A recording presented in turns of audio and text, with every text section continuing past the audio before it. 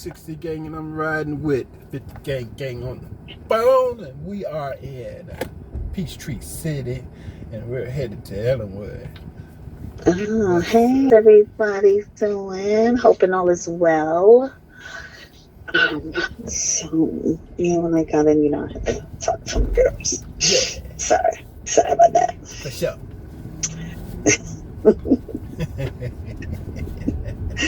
So you did that job in less than 15 minutes. Look at that. Look at that. Yes, sir. Going to get that up. I hope it'll be a wonderful day.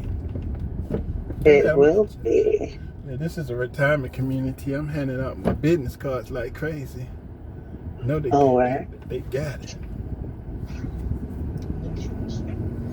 What they do? Heating, cooling. Oh wow, that's a nice car in there. And now I'm headed from Peachtree City to Ellenwood. And then from Ellenwood to Conyers. And then from Conyers to home. Oh, I got to pick up the hot dog buns. Yeah, I heard that. Right.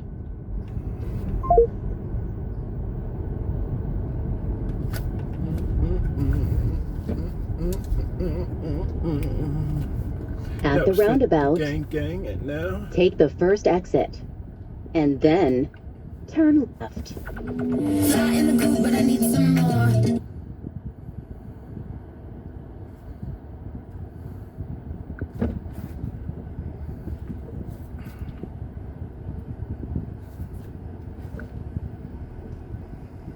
Of Rachel Morin. I just spoke to her mother, Patricia, Patty, as they say, but Patricia.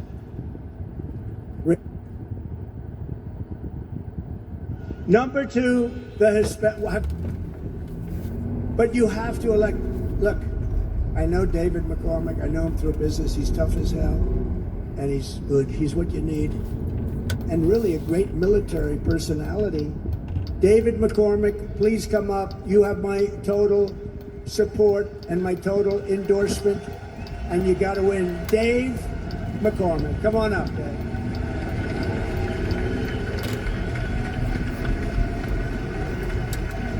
Thank you.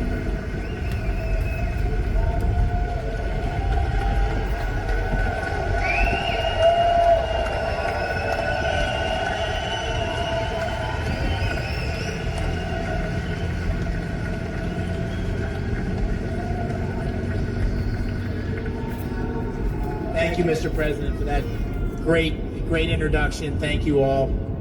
I'll just say briefly, as a father of 6 daughters, it breaks my heart to hear about these young women that are raped and murdered by illegal migrants. Of Rachel's story, it's a heartbreaking thing.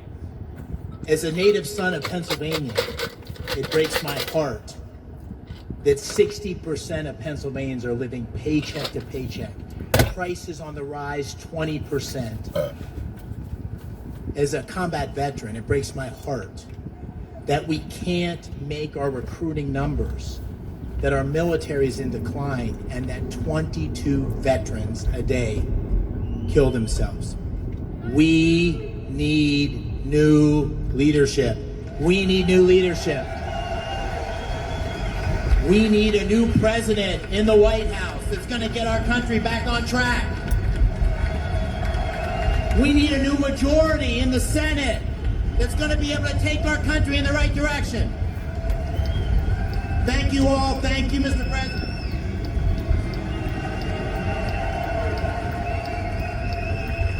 Thank you, Dave. And by the way, he's got a great wife who worked for me in the White House, and there was nobody smarter or better. So thank you, David. Very important. We're also pleased to be joined by warriors. One of the warriors is right in front of me, Congressman Dan Muser. Congressman, where is Dan? Where is Dan? Thank you. Great, Dan. Thank you very much. Does a great job. Congressional candidate, I hear he's doing really well. Aaron Bashir. Where is he? Where is he? Oh, good-looking guy. Thank you very much, Ed.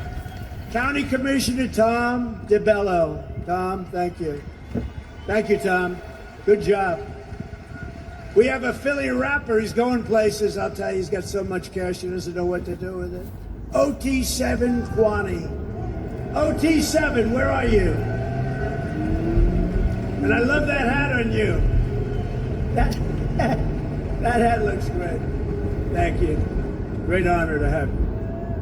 And a very special thanks to the Teamsters Local 500 that helped build this beautiful rally. They were working day and night. Thank you. Thank you very much. We're also deeply honored to be joined by 8 family members of American service members who lost their lives in Biden's catastrophic withdrawal from Afghanistan. It wasn't the fact that he was withdrawing, because I was all set to get out. We had nobody lost in Afghanistan for 18 months. I spoke to Abdul, the leader of the Taliban. The press went crazy. Why would you speak to him? Because that's where the problem is. Just like Jesse James said, that's where the money is. When they say, why do you only rob banks? He said, that's where the money is. Well, the Taliban that's where the killing was. And I spoke to him, and we didn't have one death of one soldier for 18 months. And then you had that horrible, stupid, incompetent withdrawal where they took the soldiers out first. But these families know firsthand the cost of Joe Biden's weakness and incompetence and failure. This family group, and I've gotten to know them. They thought I wouldn't spend a lot of time with them. They were at Bedminster, New Jersey, and they thought I was going to come in maybe for about 2 minutes, say hello, walk. And I thought of maybe had that in mind. I walked in, I saw them. We ended up spending 4 hours listening to music, right? Out at the terrace, looking up and talking about their loved ones. And they've taken it very, very hard, as anybody would. So I want to thank Darren, Stan Hoover, and Kelly Barnett, parents of Staff Sergeant Taylor Hoover. Thank you very much for being here. Thank you very much. Thank you. Please. Thank you. Thank you very much. Christy, thank you very much. Thank you. I'm looking over at the other. He's looking down. They're all looking down right now. They're proud of you, parents and sisters and brothers. There are a lot of them here. Christy Shamblin and Cheryl Jewell's mother-in-law and aunt of Sergeant Nicole Gee. Where are they? Nicole. That's good. Nicole G. Such a beautiful. You have the picture that you showed? It was so beautiful. So beautiful. Let me see that. So beautiful. Thank you. But this should have happened is disgraceful. Yep. That's it. Thank you. Say hello to everybody. Herman Lopez and Alicia Lopez, parents of Corporal Hunter Lopez, a beautiful guy. Do you have that picture? Have it? Like a movie star, right? You look like a movie star. Thank you both very much. Steve Nicoe, and this is the father of Lance Corporal Kareem Nicoe, and that's it. You show that picture.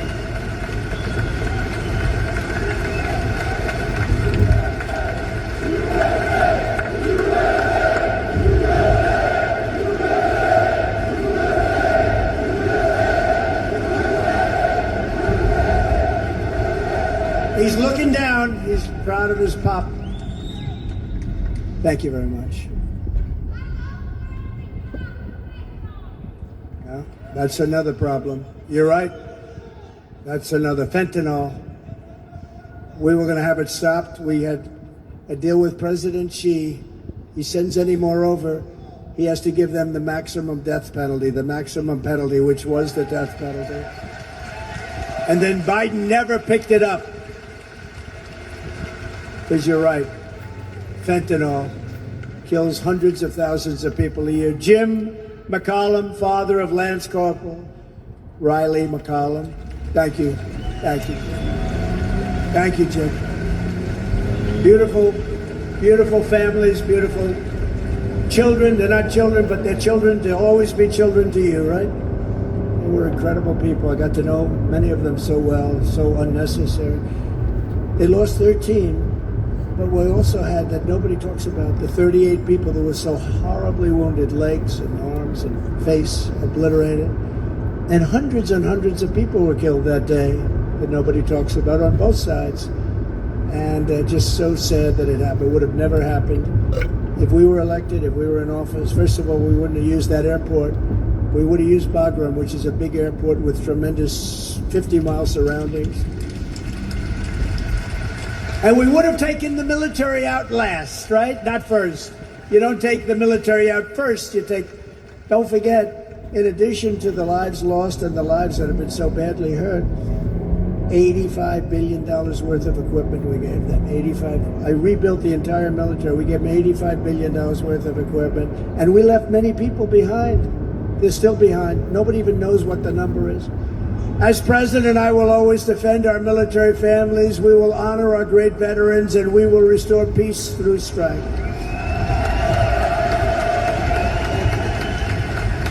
Thank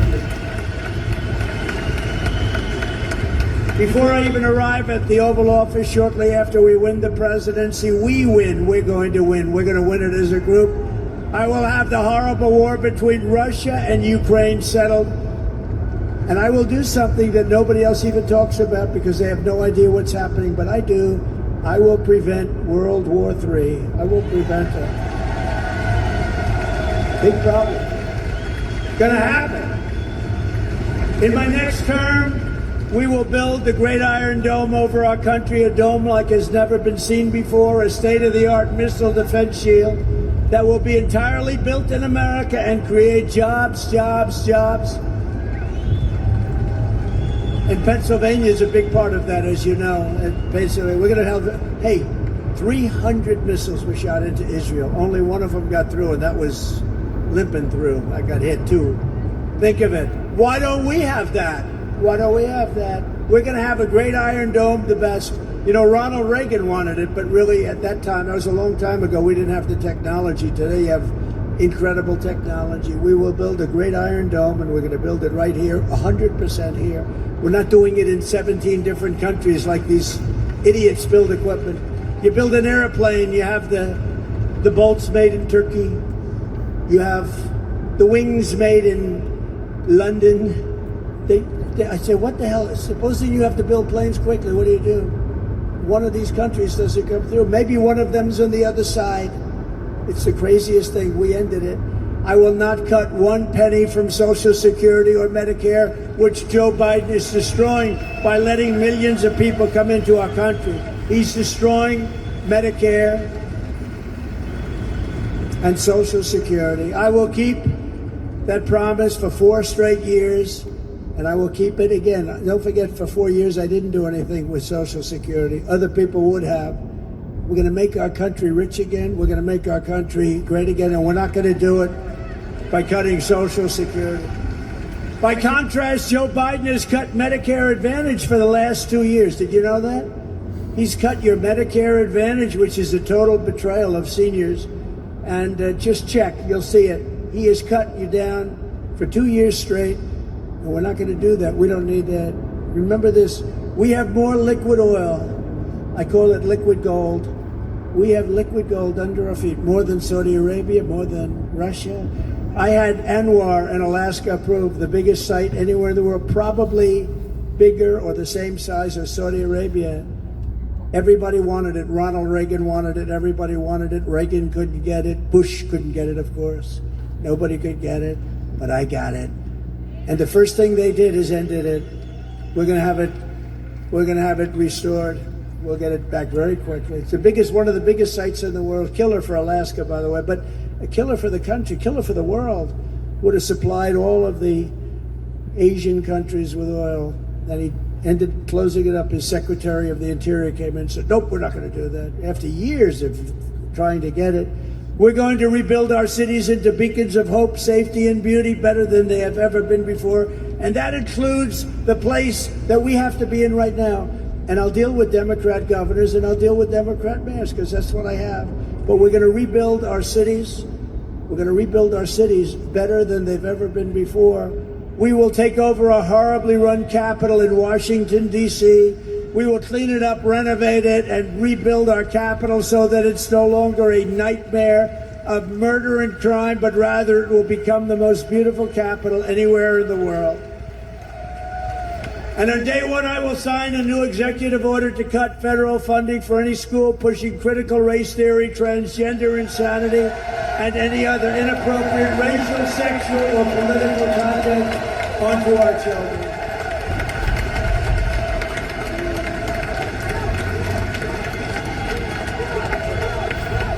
And I will not give 1 penny to any school that has a vaccine mandate or a mask mandate.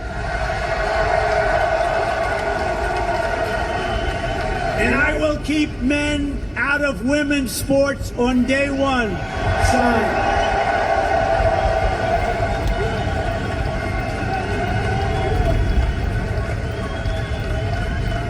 How embarrassing is it to say that? You know, there's some things that you can understand. You always like his business. You always like to understand the other side.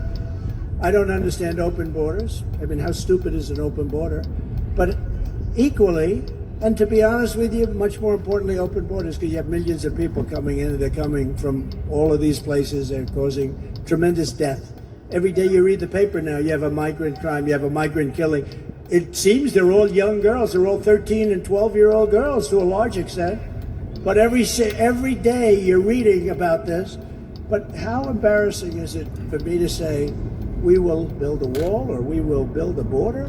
But how embarrassing it is to say, we will keep men out of women's sports. Who would want men to play women's sports? And yet for them, for all these people, including the fake news media, for whatever reason, it's like a big deal. Who would want it? Did you ever look at the weightlifting records? Records that stood for 18 years.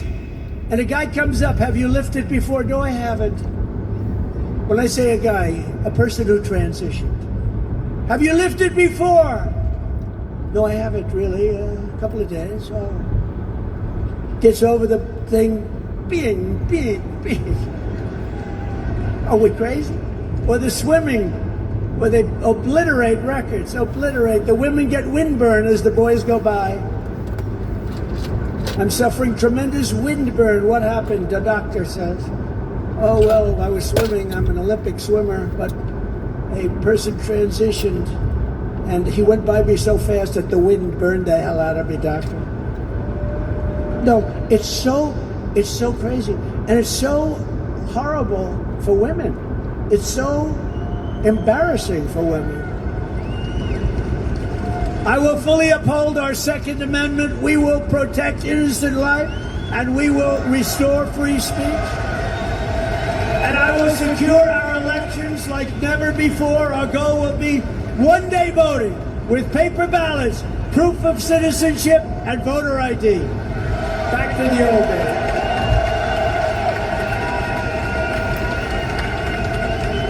But until then, Republicans must win. We have to get out and vote. We want to do a landslide that's, you know the expression? Too big to rig. Too big to rig, right? From North Carolina, too big to rig. If you took this is something, I used to say 5. I upped it to 10. I think I could practically up it to 20. If you took the 10 worst presidents in the history of the United States and added them up, they would not have done near the destruction to our country as Joe Biden and the Biden administration has done. I think I could make it 20. Who's done this kind of damage? Who has done this damage where we have 20 million people poured in here and they shouldn't be here and they're destroying our country? So if you want to save America, get your friends, get your family, get everyone you know and vote. Vote early, vote absentee, vote mail-in, vote in person. I don't care how they vote, just get out and vote.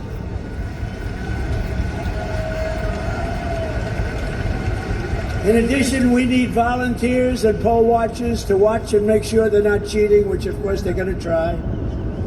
It's the only way. Look, I'll tell you what. We came over here. There's a Trump sign on every lawn. It's crazy. We don't need the votes. You know what we need? We need to secure the vote. It's called secure the vote. We have a big program, Secure the Vote. We don't want them dumping ballots. We don't want them violating your state legislatures like they did. We have people with sign-up sheets here today, and basically you go protectthevote.com, sign up, because we cannot let this happen again. And Philadelphia was one of the most egregious places anywhere in the world. What happened in this city. So now they use COVID to cheat. They use a lot of things to cheat, but we're not going to let it happen again. You're not going to let it happen again. So in conclusion, from Harrisburg to Pittsburgh, from Easton to Bethlehem, and from Altoona to right here in Philadelphia, we stand on the shoulders of American legends who poured out their blood, sweat, and tears for our rights and for our freedom. This great city was the home of, wow, think of this, Benjamin Franklin, Betsy Ross, the American flag, and the Liberty Bell. Not too many cities can compete with that one. It's where Thomas Jefferson wrote the words, "All men are created equal," where our founding fathers declared American independence, where our Constitution was written to secure American freedom. I'll tell you, there is no place like this in terms of that. There is no place like this. And Philadelphia was the city that gave America generations of tough, strong Pennsylvania workers, families, soldiers, and patriots. And they all helped build this into the greatest nation in the history of the world. But now we are in serious decline. We are a failing nation. We are a nation that has lost its confidence, willpower, and strength. We are a nation that has lost, quite simply, its way. But we are not going to allow this horror to continue. Less than 4 years ago, we were a great nation, and we will soon be a great nation again.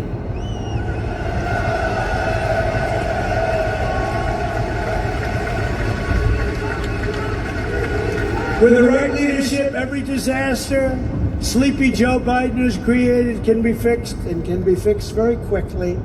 Every problem can be solved, and every wrong can be rectified. By this time next year, America borders will be strong, sealed, and secure. They will be strong, sealed, and people will come into our country, but they will come in legally. Inflation will be in full retreat. Our economy will be roaring back. Optimism will be surging. The American dream, you don't hear about that, will be thriving again for citizens of every race, religion, color, and creed. Law and justice will reign all throughout our land. Freedom will be restored. The flame of liberty will be burning bright. Crooked Joe Biden, the worst president in the history of our country, will be a fading memory of the past. And our great silent majority, including the once forgotten men and women of our country, will be the ones shaping America's magnificent future when I am the 47th President of the United States.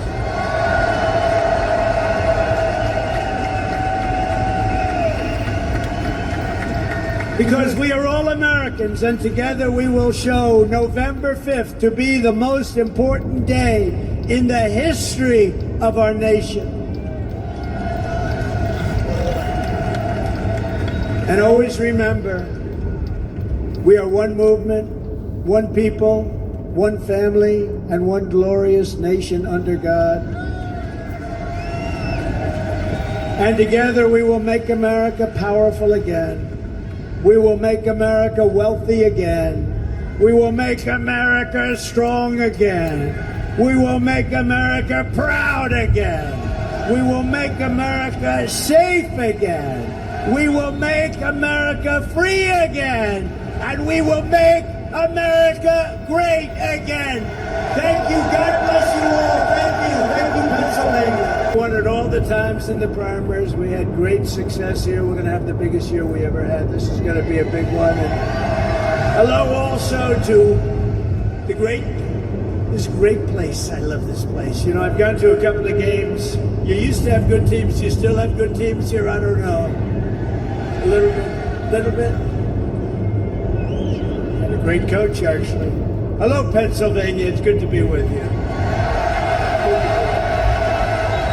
I'm thrilled to be back in the birthplace of American freedom with thousands and thousands of proud, hardworking American patriots, which is what you are. With your help, 5 months from now, we're going to win this Commonwealth. We're going to evict crooked Joe Biden from the White House. And we are going to make America great again. Less than 4 years ago, our border was secure. Inflation was nowhere to be seen. The world was at peace. They respected your country. And America was strong like never before. All because you finally had a president who put America first. I put America first. Now under crooked Joe Biden, the worst president in the history of our country, the world is in flames. Our border is overrun. Inflation is raging. Chaos. The Middle East is exploding. Iran is emboldened. China is on the march. And this horrible, horrible president is dragging us toward World War III. We're going to be in World War III soon. I see every movie he's making. Remember, Trump was right about everything. You see the cap? Trump was right. We're racing a clock. We're racing a clock. We'll be in World War III with this guy. That's why this November, the people of Pennsylvania are going to tell crooked Joe Biden, you're fired, get out, you're fired.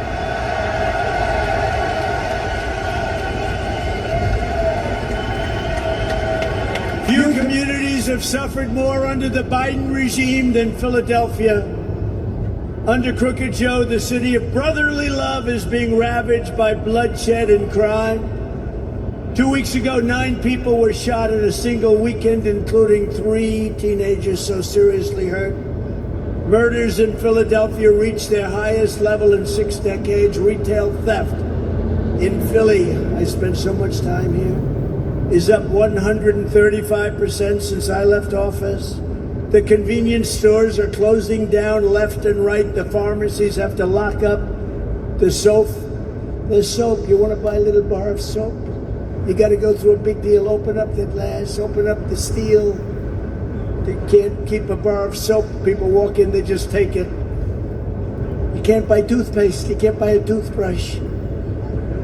You want a toothbrush, it takes you 45 minutes. Meanwhile, the schools are ranked 4th from the bottom in the entire nation, and crooked Joe has no plan to improve them, none whatsoever. By the way, we're moving the Department of Education back to the states, and we're going to do it quickly.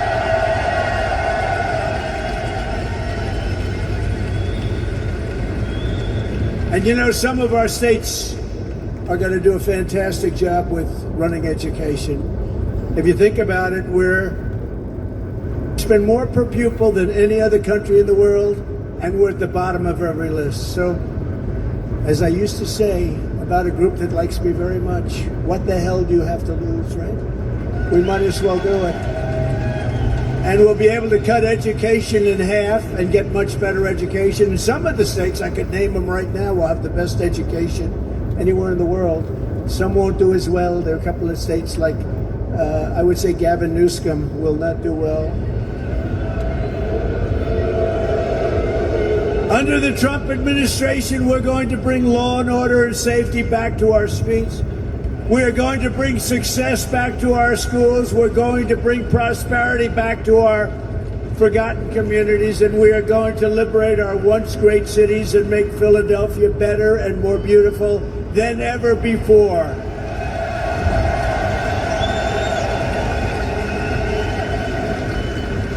But saving this once incredible place begins with stopping the killing and the crime that's setting records every single week. Unbelievably, crooked Joe Biden is going around trying to claim that crime is down. He says crime is down. Crime is so much up. First of all, we have a new form of crime. It's called the Biden migrant crime, right? Biden migrant. And all these millions of people that have come in here, they're just getting warmed up because, they wanted to feel it out. They didn't know what the words politically correct mean because in their country, if they did what they do over here, they'd be shot and killed instantly. They can't believe what's happening over here. So it's only going to get worse. It's going to get worse and worse right up to the election. And after the election, on January 20th, it's going to get real good. It's going to get real good. We're going to go fast. We're going to give immunity to our police. So if they arrest somebody or if they speak a little bit harshly, they won't be discarded. They won't be destroyed. They won't be thrown in jail because they raised their voice to a criminal. They won't lose their family. They won't lose their home. They won't lose their pension. But the FBI crime statistics Biden is pushing are fake. They're fake, just like everything else in this administration. Now he's even saying that all his mishaps were fake. They say the fake news covered him in a fake manner.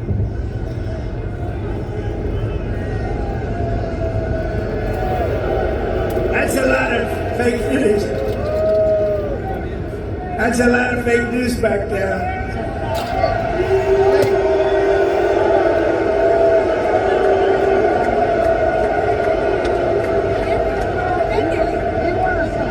All we want them to do is be honest. Because they're all going out of business. Nobody believes them anymore. And it didn't help when they went along with the Biden scam. What is he called? What is he called? You know what he calls it? So they get him in about 9 different positions. I mean, even normal positions, although I assume he's been in some very bad ones. But they get him in all these horrible, compromising posts. And then they say it really wasn't that way. So then everybody sends in, they all have cameras. See, every one of you has a camera. If I blow it up here, though, they take a perfect, brilliant, beautiful statement that I'd make. I go for 2 hours without teleprompters.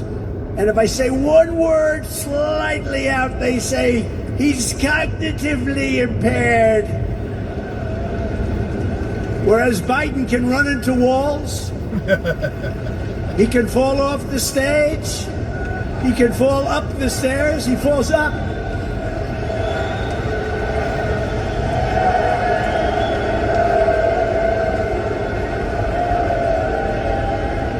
He can turn around. Listen to this.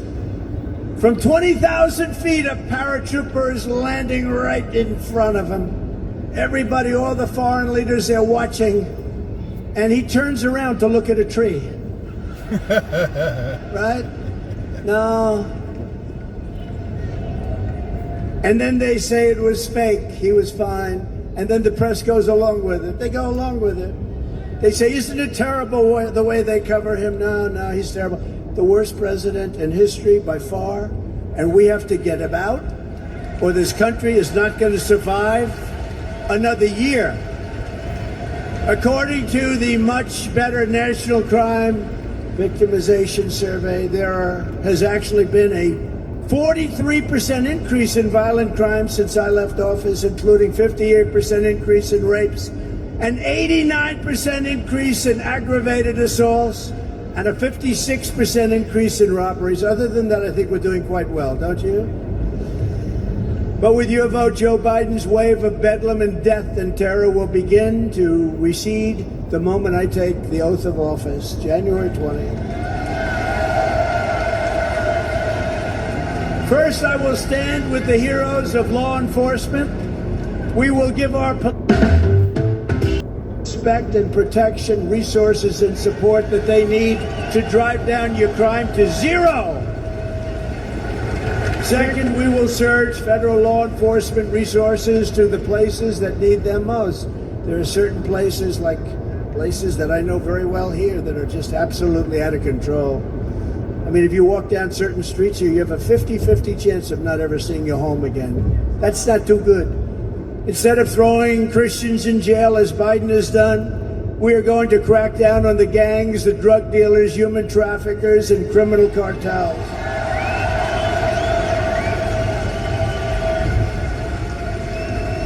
Third, we're going to stand up to the out-of-control Soros-backed DAs like Philadelphia's despicable Marxist prosecutor, Larry Krasner. How did he get in?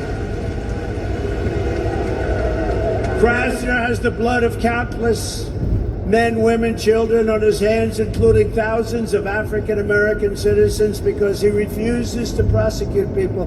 They don't refuse to prosecute me. I got more prosecutions than any human being. I've got more than the great Alphonse Capone. You ever hear of Scarface?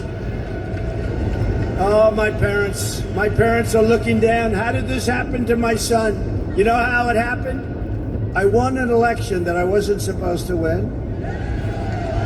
I then did better the second time by a lot. We did much better, you know, for those of you in the fake news, we did much better the second time than we did the first. Like, not even a contest. In fact, we got the most votes for a sitting president in the history of our country. And then we were told, oh, but you just missed it. You just lost. No, we can't let this happen. And I'll tell you what, I have never seen, and we had a great 2016, we had an even better 2020. There has never been enthusiasm like I'm seeing right now. There's never been. Never been.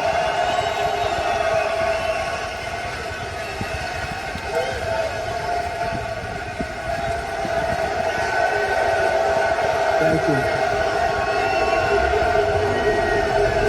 Thank you.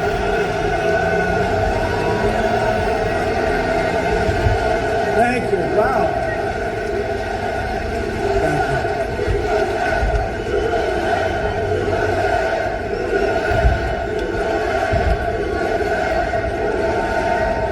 Isn't that great?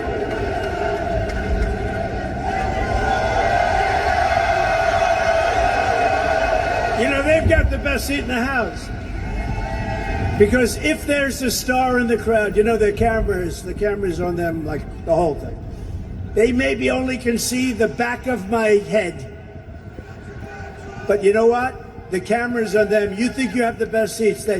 If there's a star in the group, they will be found by the fake news. But my administration will aggressively defend the right of every American to live in safety and in peace. We're going to have a safe country again. We're going to have a safe country again. For that same reason, we will end Biden migrant crime. New category, it's a vicious crime. I told Dana White of UFC, I said, here's what we're going to do. You know, these are tough cookies coming into our country, coming with prisons and mental institutions. I said to Dana White, UFC, he's got a big fight going on right now. He's a good friend of mine. You know what he said the other day?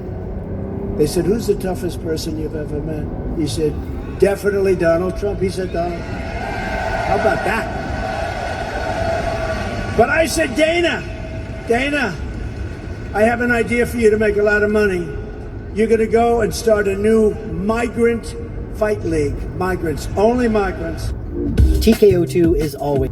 End of the year, the champion migrant is going to fight your champion. And I hate to tell you, Dana, I think the migrant might win. That's how tough they are. This is not a normal situation. This is not, oh, isn't it wonderful, these wonderful people. These people are drug dealers, gang members, killers in so many different ways. No. And we probably have 18 million. We'll have 20 million by the time we get this guy out of there. But we got to get him out fast. We got even bigger problems.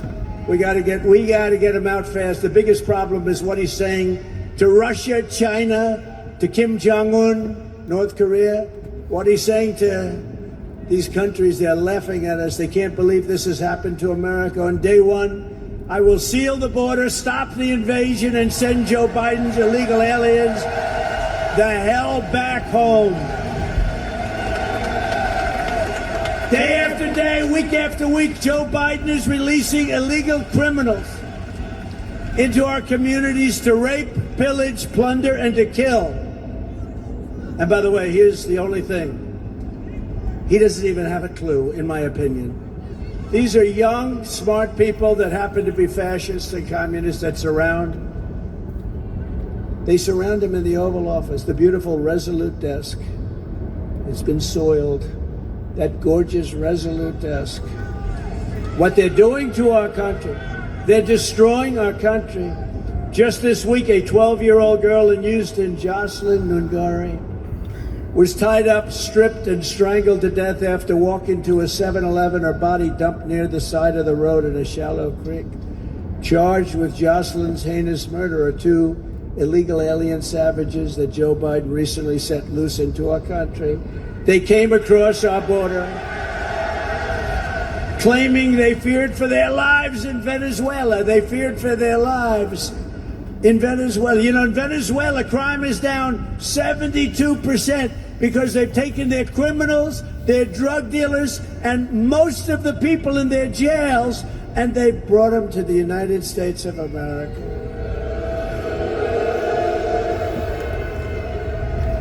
So they were afraid for their lives, and think of it, they couldn't stand it. They were so afraid. I'm so afraid, Venezuela. But they waited only weeks before murdering this precious, young, beautiful girl. One of them was here for 21 days before the murder took place. Last week, it set loose into our country, approached 2 13-year-old children with a machete in broad daylight, and like a scene from a horror movie, he forced them into the woods, tied them together by their wrists, and raped the young girl at a park in Queens, a park that I grew up right next to, while filming it on camera. He put it on camera. He thought it was great. You know, I used to go to that park. I'd ride my bicycle like a kid. I was a kid too. Can you believe it? I'd ride my bicycle to the park. My mother loved me, but she'd say, "Oh, good, now be home at a certain time," you know. I'd ride there. This went on for years. There was never any thought of anything happening. Now, if you go to a park near your home, you have a very good chance of never seeing your child again. This is not living in a country that we grew up in, and we're not going to stand for it. We're not going to stand for it. We're going to take our country back. We're going to take our country back. In Iowa this week, another illegal immigrant released by Joe Biden pled guilty to sexually assaulting a 12-year-old girl. And last week, yet another Biden migrant was arrested. If you've ever been banned from... Of Rachel Morin. I just spoke to her mother, Patricia, Patty, as they say, but Patricia. Rachel was a 37-year-old Maryland mother of 5 whom he attacked while she was out for a run. She wanted to stay in good shape, and she ends up getting killed. Police believe that the animal responsible for Rachel's killing first murdered another young woman in El Salvador. Then he fled across Joe Biden's wide open border. Wide open, come on in, into the United States. You know, we had the safest border in the history of our country. Now we have the unsafest border in the history of the world. After which he savagely attacked a 9-year-old girl and her mother in a home in Los Angeles before killing Rachel. And a lot of Rachel's family is here. I have to say that they're incredible people.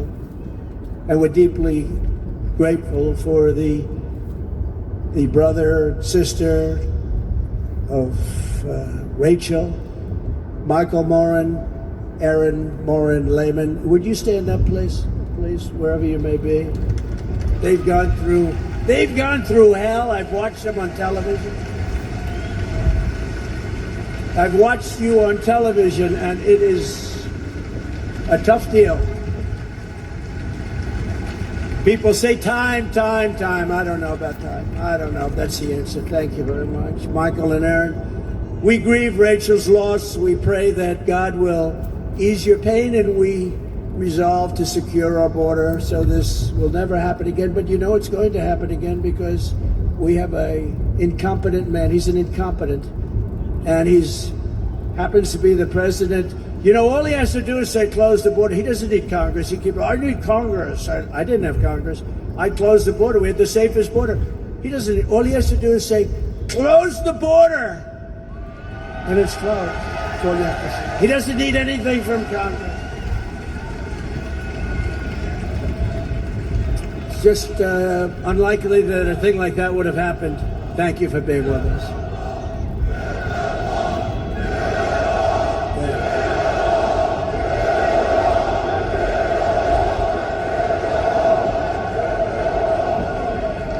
That's when I first, we built hundreds of miles of wall.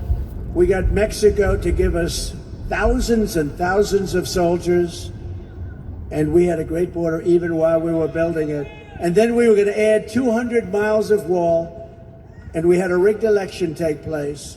And what happened is when I left, all hell broke loose. And they didn't want to finish the wall. They didn't want to put up the additional wall we built. And it was all built to the highest specs of Border Patrol and ICE. And they're incredible people, by the way, Border Patrol and ICE. And instead of putting it up, which would have taken 3 weeks, they decided to sell it for 5 cents on the dollar. And the rest is history.